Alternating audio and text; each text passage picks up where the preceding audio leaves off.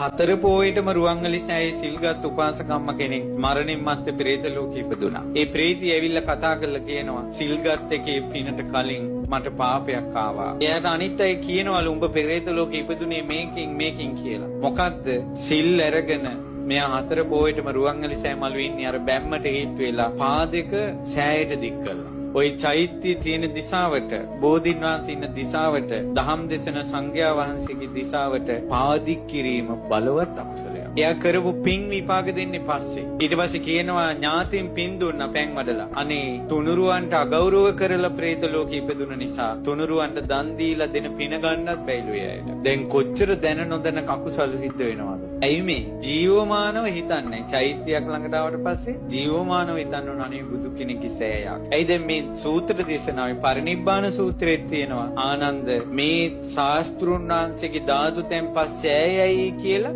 හිත පහදවගෙන මල් පහන් පුදන කෙනාටයි සුගතිය යන්න පින් රැස් වෙන්නේ. ඈත ඉඳලා වුණා සාදු කියලා ධාතු සෑයක් වැන්දොත් ඒ පින එයාට එනවා මේ දුක්ඛන්දරාවෙන් නිදහස් වීමට. මම ওই කතා කරපු ධාතු සෑයවල් වැඳපු බෝධින් වහන්සේලාට සත්කාර සම්මාන කළ ඒ පිනැත්තෝ ගෞතම බුද්ධ ශාසනයේ නිවන් දැක්කා.